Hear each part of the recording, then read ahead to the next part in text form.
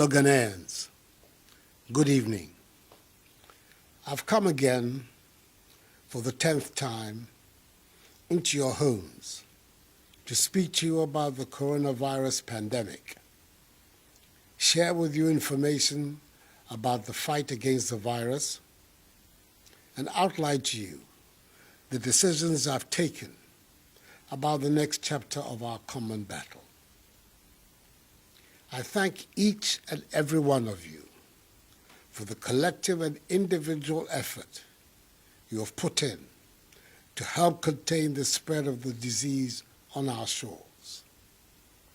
The great majority of us continue to adhere to the social distancing and enhanced hygiene protocols. We have, as a result, altered our way of life to accommodate these changes. And we continue to make sacrifices to speed up the process of bringing our lives safely back to a state of normalcy. We've demonstrated, not only to ourselves, but also to the entire world, that we're capable of charting our own path towards containing the spread of this disease.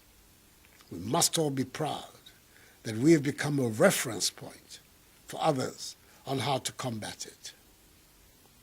In all of this, I say a special aiku to our heroic healthcare workers, our efficient teams of contact tracers and testers, our far-sighted scientists, our professional security personnel, and responsible members of our media, who've done a yeoman's job over the last 11 weeks in the fight. Your efforts are truly appreciated, and the Ghanaian people will always be in your debt. When the first 2 cases were confirmed on 12 March 2020, we took timely measures to attack the virus.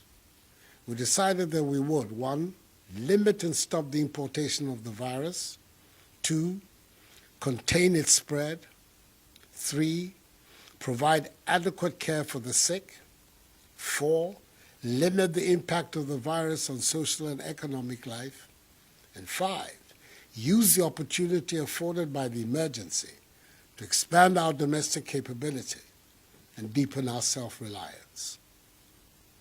To attain these objectives and respond to the clear evidence that large gatherings provide the most fertile grounds for the spread of the virus, on 15th March, 3 days later, under the imposition of Restrictions Act 2020 Act 1012, I placed a ban on public gatherings and closed down all schools and universities. On 21st March, I closed all our borders by land, air, and sea.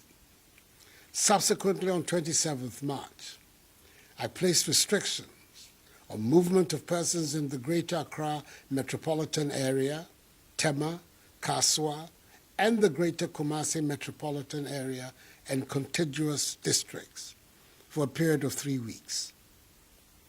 In view of the obvious economic difficulties that the tough measures brought, I also announced far-reaching reliefs to ease the economic and social burden on households and businesses.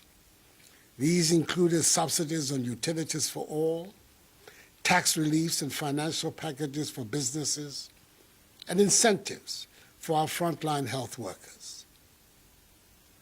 Fellow Ghanaians, as of today, Sunday, 31st of May, under these measures, we've conducted 218,425 tests.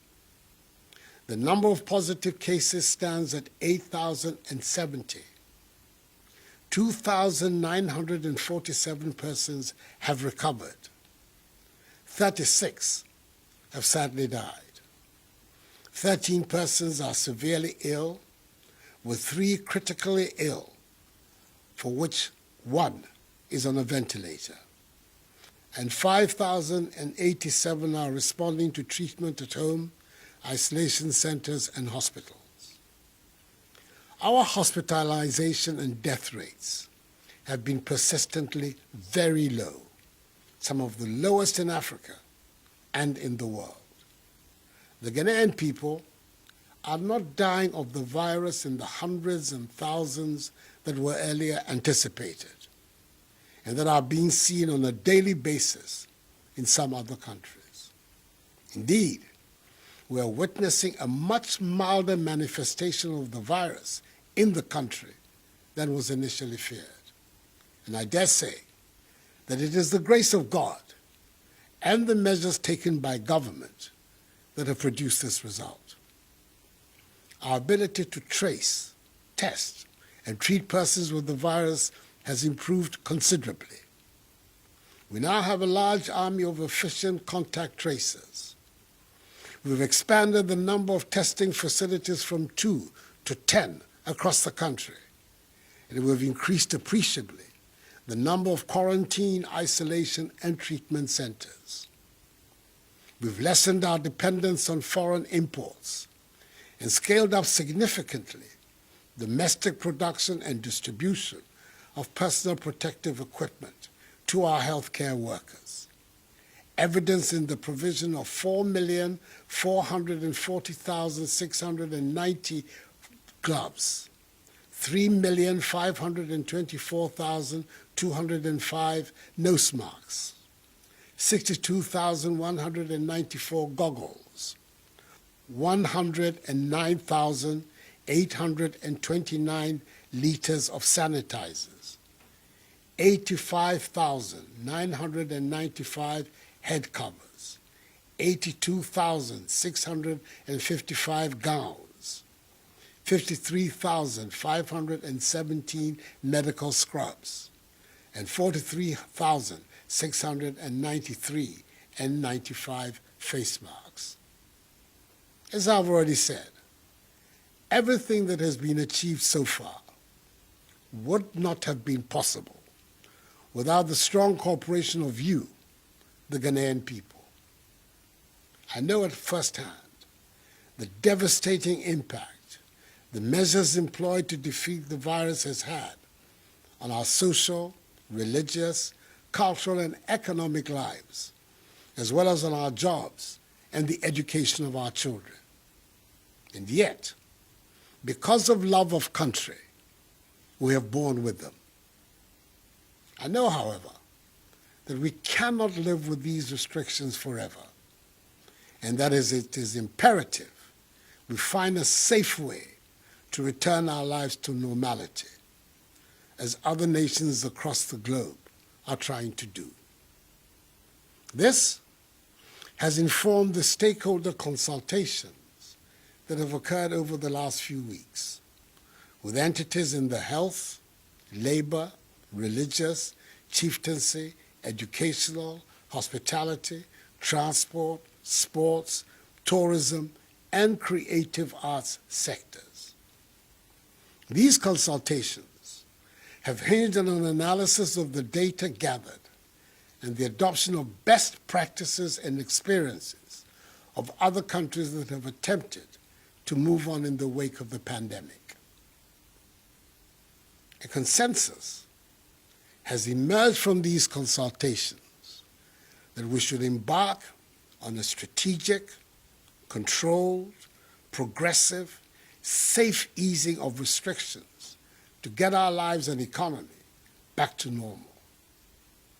As I stated in my May Day address a month ago, I'm now in a position to outline the roadmap for easing safely the restrictions. Ours is going to be a phased approach involving a selected list of public gatherings based on their risk profile, socioeconomic impact, and most importantly, our capacity to enforce and to respond in the event of a flare-up in our number of infections.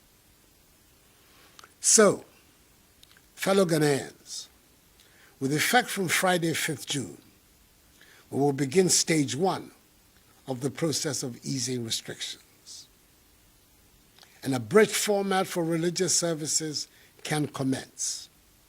25% attendance with a maximum number of 100 congregants can worship at a time in church or at the mosque, with a mandatory 1 meter rule of social distancing between congregants. In addition to the mandatory wearing of masks for all persons at all times in churches and mosques, a register of names and contact details of all worshippers and hand-washing facilities and sanitizers must be provided, with a maximum duration of 1 hour for each service. Religious institutions that are desirous of opening their premises to their members, such as churches, mosques, and others, must disinfect, fumigate, and put in place the requisite logistics needed to guarantee safe opening and operationing. They must work with the designated regulatory bodies and undertake test runs of the protocols I have outlined. I would appeal to them, in the case of Christians, on the first Sunday of reopening, i.e. 7th June, in the case of the Adventists, Saturday, 6th June, and in the case of Muslims, on the first Friday, i.e. Salat al-Jum'ah, on 5th June, to dedicate their worship to prayers for the nation in these challenging times. The Minister for Religious Affairs will tomorrow, Monday, 1st June, outline in detail the specific guidelines for the safe reopening of our churches and mosques. From Monday, 15th June, the decision has been taken after engagement with the teacher unions, whose cooperation I salute, to reopen schools and universities to allow for final year, junior high, senior high, and university students to resume classes ahead of the conduct of their respective exit examinations. Indeed, final year university students are to report to their universities on 15th June. Final year senior high school SHS3 students, together with SHS2 Go Track students, on 22nd June. And final year junior high school JHS3 students on 29th June. JHS3 classes will comprise a maximum of 30 students. SHS classes a maximum of 25 students, and university lectures will take place with half the class sizes. All final year students of educational and training institutions, which are being managed by ministries other than the Education Ministry, are to return to school on 15th June to complete their exit examinations. Again, prior to the opening of schools and universities, the Ministry of Education and the heads of public and private educational institutions will fumigate and disinfect their institutions. Each student, teacher, and non-teaching staff will be provided with reusable face masks by the Ministry of Education. With the avoidance of doubt, all other educational facilities, private and public, for non-final year students will remain closed.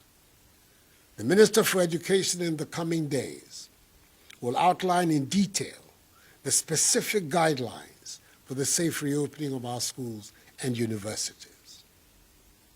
Private burials, now with a maximum of 100 persons, can continue to be performed.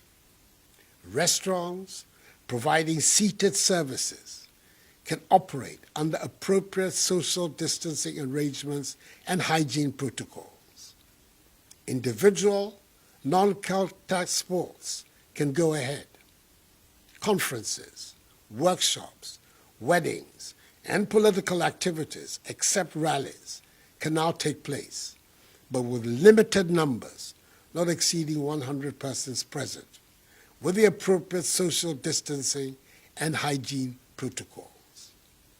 Marketplaces, workplaces, public transport, and constitutional and statutory bodies such as the Electoral Commission, the National Commission for Civic Education and the National Identification Authority, whose activities were exempted from the outset from these restrictions, must conduct their activities in accordance with social distancing and the necessary hygiene and safety protocols.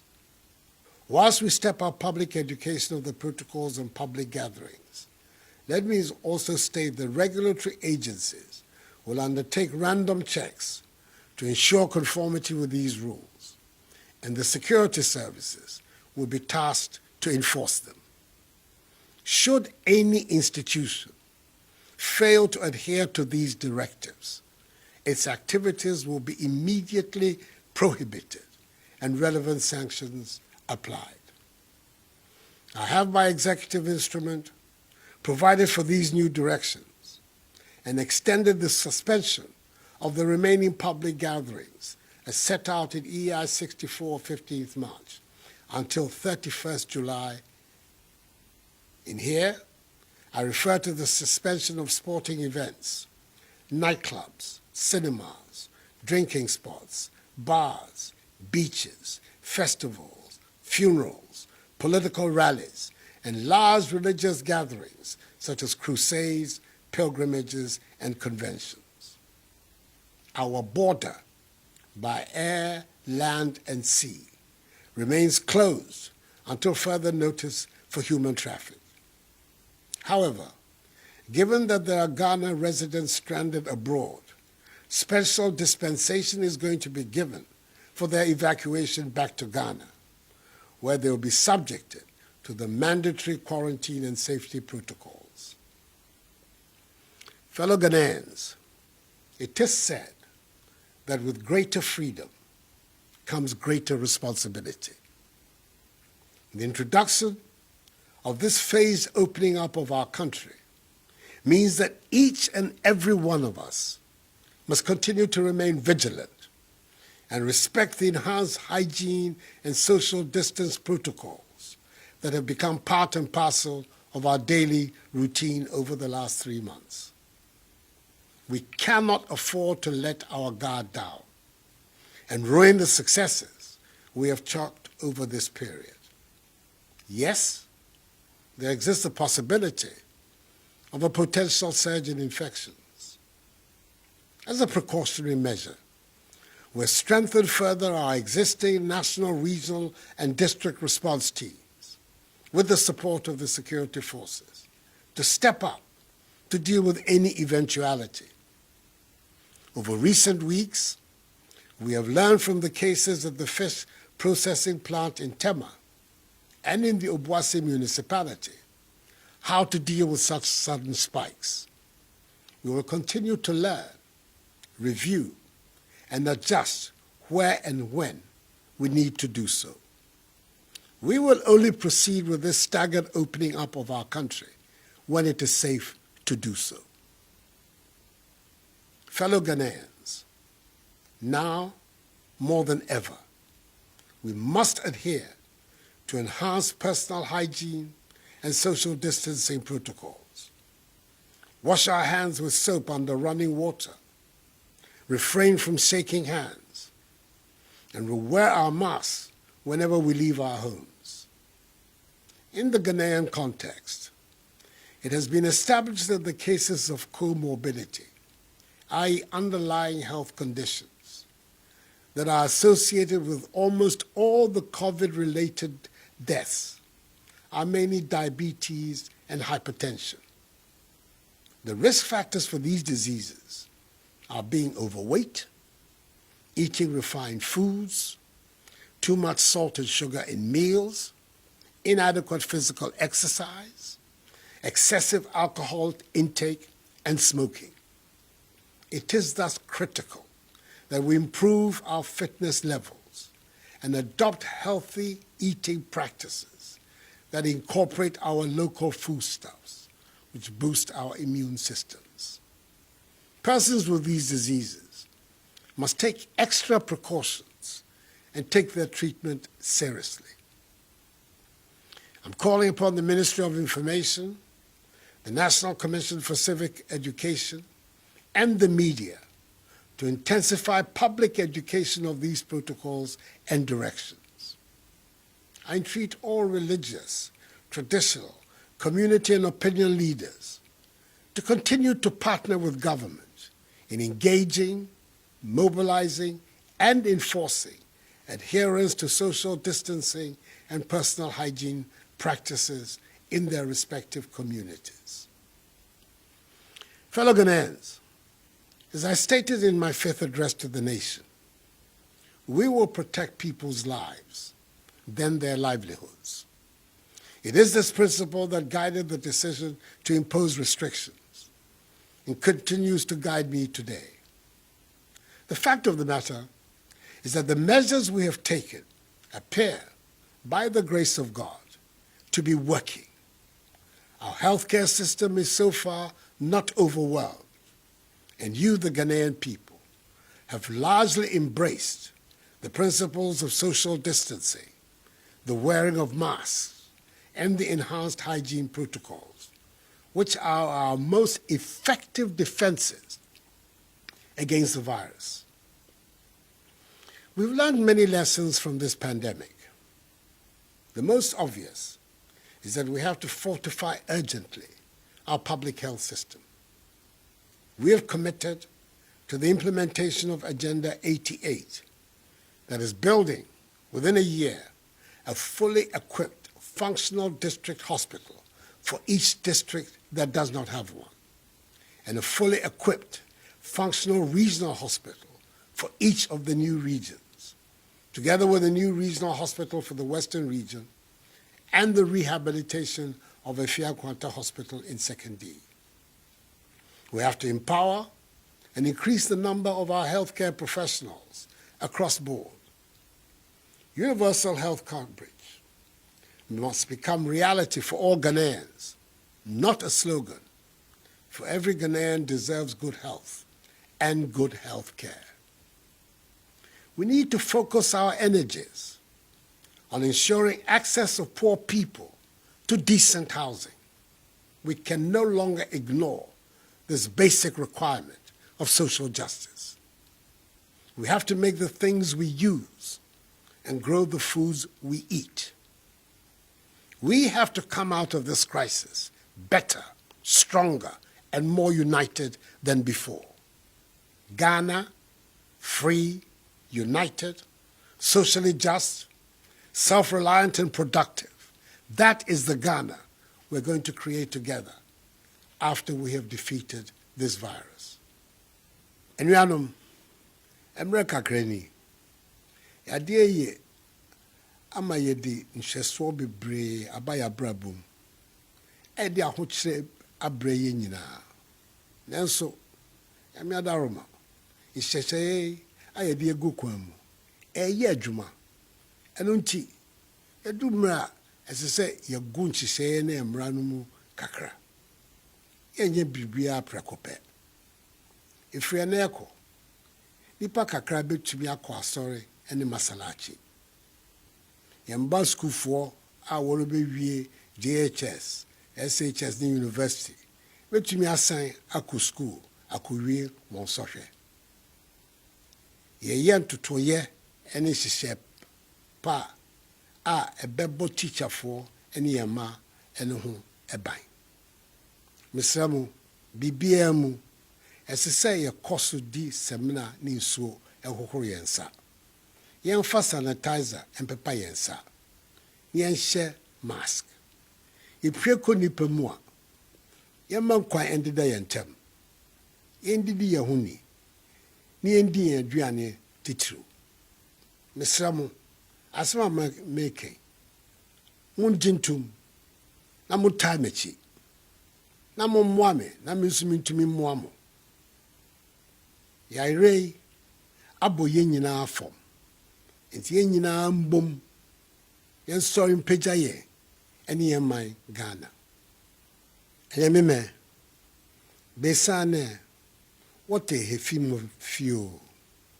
Ne ha ne bi, mewa ɛha wɔ fɛn. Chinyɔmɔdromo na, na ɛkɛ hefi mu na ne, etuni, no ewo, mimba magbojo mi fio. Agbene, me fio banye, amebo somo, ke maslachi ya. Wabi ni yo JHS, SHS, ke University, ni ame ba gbena, me banya ameya, ni ameya gbena. Mi tok bejiano, koni school bi, ke ame ni choloe, ni sane kwa akaba. Isani waha be aka wote, ni wa forwarding, ni wa kwe sanitizer afe wode, ni wa wo mask, ni wa kwe wahe ojogba, ni wa ye woma ni eni. Mi panye fai. Sane min yone, nye hia, nye ye. Ni nye ba finse. Nye wamini mi huma nye ma wanye. Hela ne, an wofen wo gbeshi, no. Nye wofen wo fe kome. Ni wo hino, ke woma Ghana. Fellow Ghanaians, ultimately, the battle is the Lord's. And with faith in him, we will emerge from this greater than before. We are one people. We are Ghanaians. And we stand together in joy and in times of trouble. We are a people with an exceptional history, and we are the proud promoters of the Black Star of Africa. We've all gone down together. We should all rise together. This too shall pass. May God bless us all and our homeland Ghana and make her great and strong. I thank you for your attention and have a good night.